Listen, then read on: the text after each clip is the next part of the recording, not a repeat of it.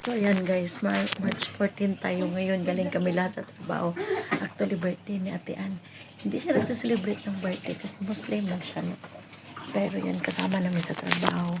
Yan, modera ng mga cake. Nagdala siya ng cake umuwi.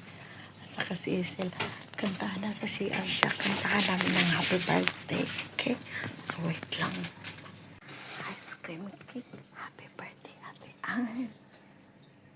Birthday to you. To you. Happy birthday to you.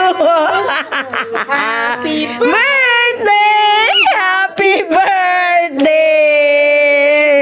Happy birthday to you. Di, nag-import talaga, Teo na. Nag-import. Yan mo na lang good na, Teo.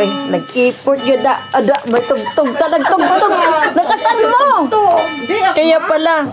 This. Happy birthday. Tapos nag-biryani man yan siya kagabi, no? Ayan, ubos ng biryani. Salamat.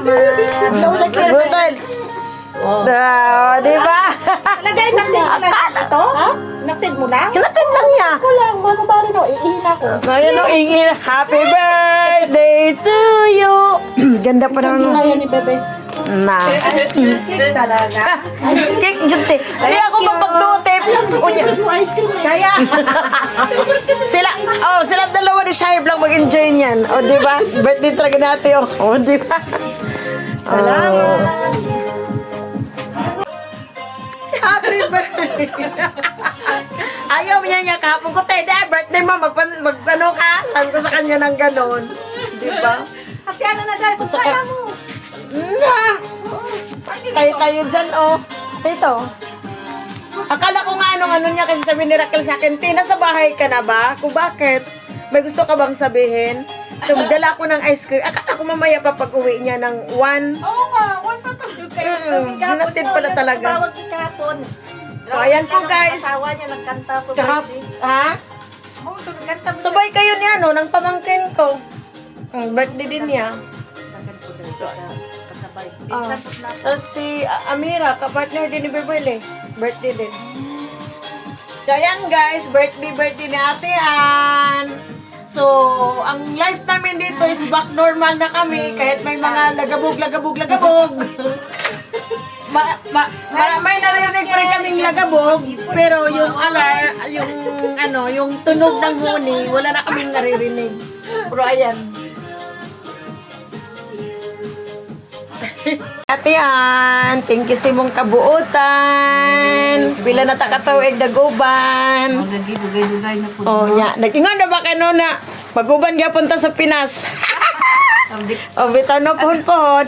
So, sa mga may kastorya kay sa totoo lang, mga kalula, ito sa Tian, ayaw talaga ng celebrate ng birthday kasi, ayan, Muslim nga siya. So, umayos ka nga, te. Basta birthday mo. Ayun. Sinurpresa na lang namin siya. Galing siya ng CR, kaya ganyan siya. So, kahit pa paano tayo na masabi mo, kahit sa mga kaganapan natin, pero ayan, patuloy ang buhay at additional sa edad. Edad lang yan, te, pero ang ganda mo pa rin. Kaya gani, no? Mm. So, salamat sa blessing, sa mga up and downs, especially sa kanang kuan, sa financial. Pero, laban lang. Habang buhay may pag-asa. Oh, Isel! Maraming salamat. Ang ingay mo dyan. Nag-ano na si Ate Ann dito. Ay, salamat. Salamat sa tanan-tanan, kabutan. Ang Salamat ingit mo. din. Ay, ang ingay mo. Ang ganda na. Alam mo naman, hindi tumahilig ng kamera to. Milagro nga na pa-kamera ko to eh. Video kasi kanina, ipipicture ka lang Oh, so, kaon dyan tatin, no? Kay cake dyan, te, oh. Kainin talaga natin to, te. Oo, sige. Happy birthday, Ate Ann. So, ayan. Salamat. Oh, sige. Sabi ko, Beverly, wala na talaga akong alam sa mundo. Kaya naman, wala naman na putok-putok po. Ha? O karon wala adi kagani hati alauna. Ha? Oo, kagani alauna. Sa ano? Oh. Sila, uy. Dako kayong lagubo. Sa asa man to Sa dati? dungog kay namo sa kuan sa Sipura. Totoo te? Kala ko. Ipangita gani ko nila no. Sabihin nila asa na raw ako eh. Busy ako sa loob nagano nang nagtulong ako sa items ni Beverly. Hindi pa matapos-tapos yung ano na yan. Hindi na yan. Nakakainis na sa Oo. lang. Sige lang, okay. Sa kanay.